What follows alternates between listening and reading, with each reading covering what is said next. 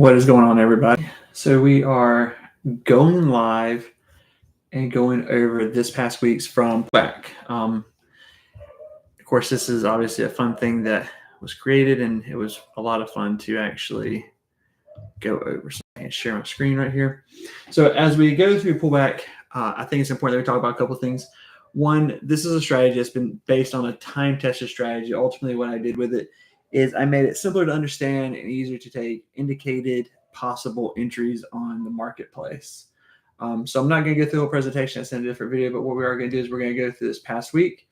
What I do is this on this side over here is actually my watch list of everything that I have alerts set for. So the idea behind Pullback was to simplify the trading process, to get an indicator and get an alert, to analyze the market very quickly and decide if you're going to take action. That was the entire point of this, was to make it easy to understand and ideal if you are or not going to take a trade. No one ever wants to actually look at a chart all day. Instead, what we're aiming for is to be able to live your life and get alerted when there's a possible entry in the market, make a decision if you're going to take the trade, and then to take the trade. That's it. That's the entire point of it.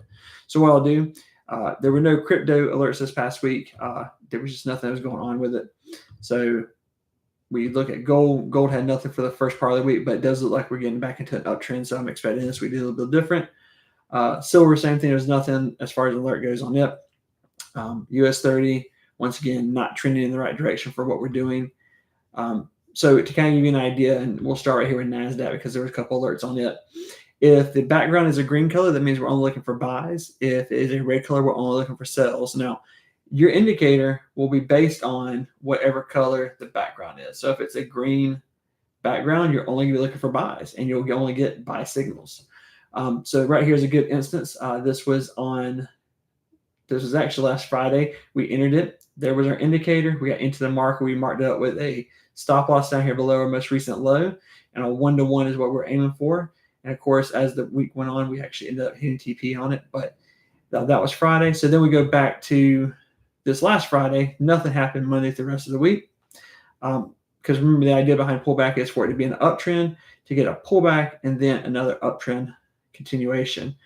Friday, we did get an alert at about 11:30 a.m. We didn't take this one. I'll tell you why we didn't take it. The alert came in here, but we looked to the left, and this has been a recent high zone. So it came all the way back up to this area. We wouldn't want to take it only because if we would have taken it, if we would have actually taken this as a trade, we would end up right there where it's at now. So we did not take this because of where it was positioned at. We looked to the left, saw that this was a recent high zone, a resistance, so we decided to not do that.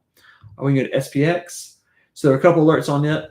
SPX is not one I typically trade a lot, but this was on Friday last week, and this was Friday this past week. Same thing as NASDAQ. We did not take it because if we look right here where the signal was given, we look to the left, and this is an area resistance. I wouldn't want to take it. The only way I would have taken this trade is if it had blown through that area of resistance, but it did not, so we did not take that. As we look through the markets, this was oil, didn't take anything there.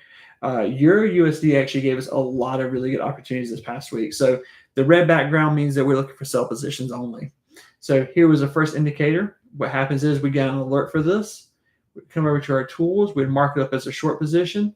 We would mark it down, take our stop loss that would go right above our most recent high zone, and we mark it up for a 1-to-1, which would have been right in there, which obviously would have hit TP.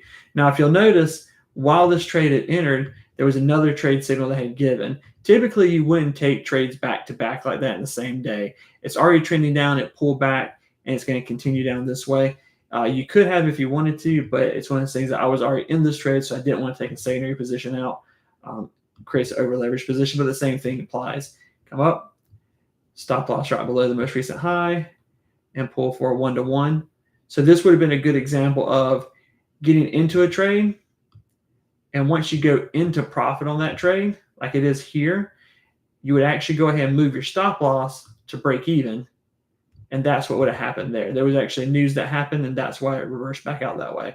So we took this trade for a 1-to-1. This trade was a break even for us if you would have taken it. Let's look at the next one on this page as well. So once again, it's a sell signal. If you look, it's consolidating here. This wouldn't have been an ideal position, because if you're looking to the left of it, it hasn't broken down anywhere else, and it's been an area of resistance, so it's kind of ranging in this motion. Same thing for these here. It pulled back up just a little bit, but not a lot. It gave us another sell position. We wouldn't have taken this one because, once again, if we look to the left, this is an area that has been not broken, so we would not have taken that one. This one here, if you would have taken it, it would have been the same thing. Because we're getting all these sell signals, one right after the other, you can tell that the market's trying to break down, in which it did on this particular trade. Now, granted, that is at 1 a.m., so if you were awake and you took it, that had been great for you. I was not awake at 1 a.m., so this was not a trade that I took. But once again, just doing the markups to understand what type of positions would have won, which ones would have been break evens, and which ones would have been losses. So let's go ahead and continue on where there's GBP USD. There was nothing this week as far as the signal goes. If we're looking through, this is NZD USD, same thing, nothing showed up on our radar for this week. AUD USD, we got a couple of signals on it later on in the week, started right there Tuesday, Wednesday, and Thursday. So the same rules apply. This trade happened right here at the start of the session at 8 p.m.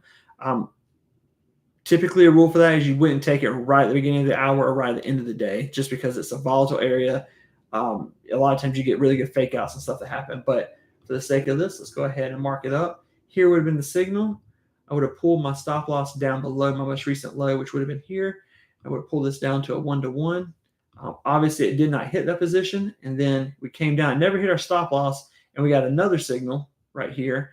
So once again, the same rules as a while ago, I wouldn't have taken that secondary trade because I'm already in the trade.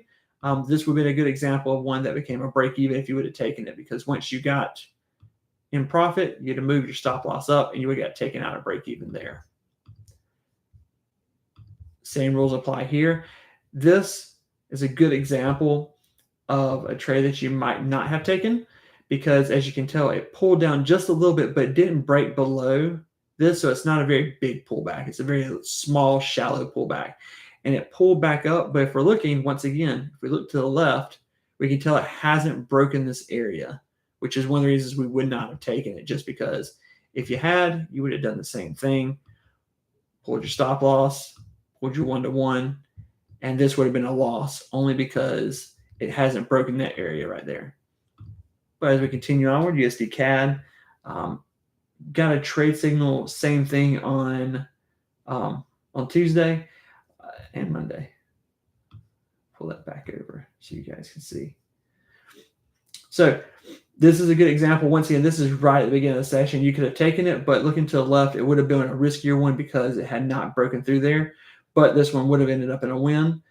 This one right here would have been the same thing. As the session comes on, it's been about an hour and a half before that signal came out, so it's a little more valid than the previous ones that happened right at 8 o'clock.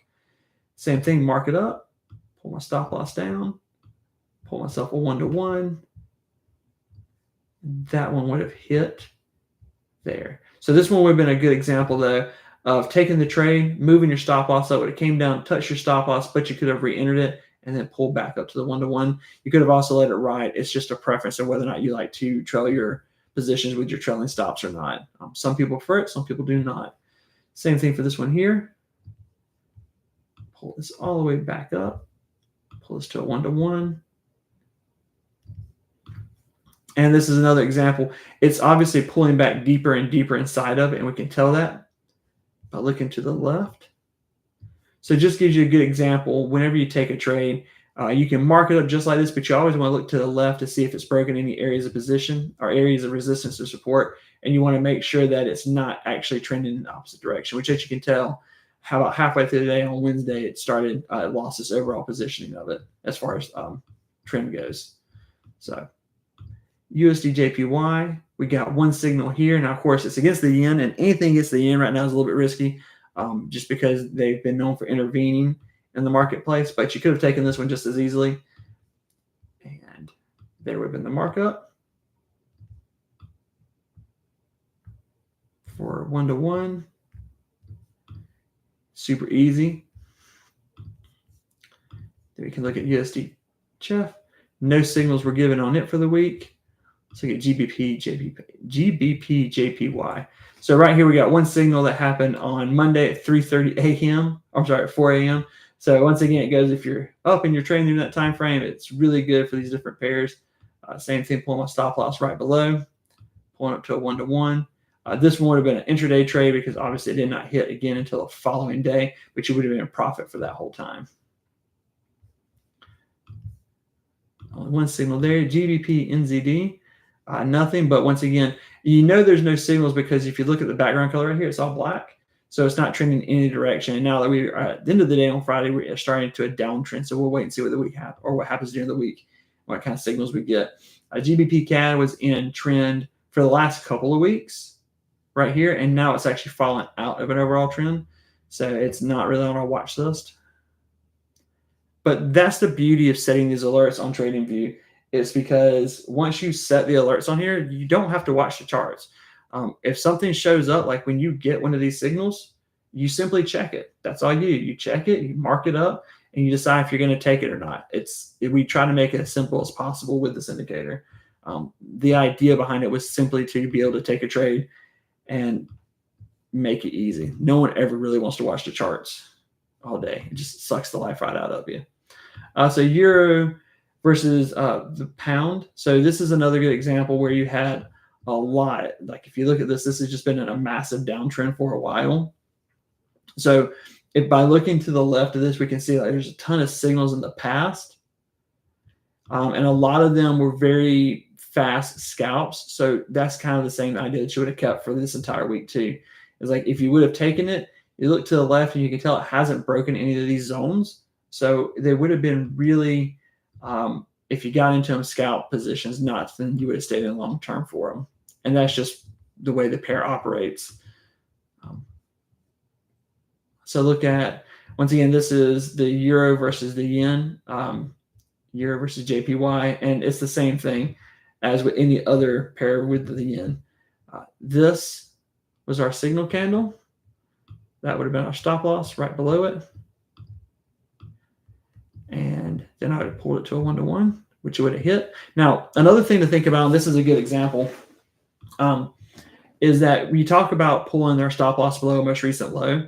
But if you look, that's a lot of pips. I mean, that's a very large stop loss. So what you do instead is you can move it up to where you have an area of wedge support. So you can tell that this was the pullback here, and then it kind of supported the zone before it took off. So this would just decrease your amount that you have, and it increases your ratio if you think about it, because if you look at the 1-to-1 would have been there, but you could let that one ride up just as well. So just another way to think about it. But once again, it's super easy and simple. You get an alert, you analyze the market. So let's take a look here. This sell position came out.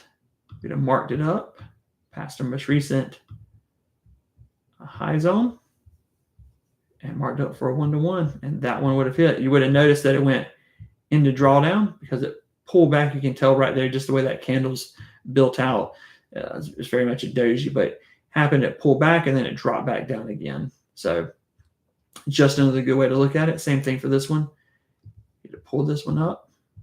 Stop loss would have been really large, but you can tell from that liquidity grab, you could have brought it down lower. And then same thing, pull up your 1-to-1. And so once again, this is the whole point of the indicator. There is a strategy behind it. It's not just a random indicator. It actually is based off DeLorean, which is probably the best part about it. But we made it so that it's simple to understand. Like you don't have to worry about EMAs. You don't have to worry about what's doing this. There's a strategy that's going on behind the scenes. All we're looking for right now is the indicator to go off, to look at the market to the left, place our stop loss, place our take profit in areas that it makes sense,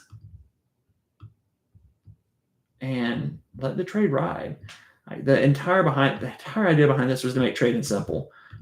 There is a strategy, but at the same time, one of the biggest issues, especially new traders have in the market, is the paralysis by analysis. They look at it and they analyze and they go, oh, I don't know if this is right or wrong. All we're doing is we're looking for the indicator. We're getting an alert. When the indicator goes off, we're looking at the market. We're going, okay, here's an indicator. Find my tool, mark my position up, move my stop loss where it needs to be at, mark it to a 1-to-1 or 1-to-2, whatever your preference is. And then I'm going to let the trade ride. I mean, that's the whole idea behind it, is to make it super simple to make a decision to take a trade. If you're managing your risk properly, then you should never really worry about over leveraging your account or blowing your account. So here's a good example. This was AUD CAD. It's on a Friday. So Mondays and Fridays are typically days that we're very, very cautious on anything, just because it's when the market is figuring out what it's going to do for the week. And then the end of the week is typically making its reversals. So if you look at this one, this position when it came out here, could have moved my stop loss up. Can move this to a 1-to-1.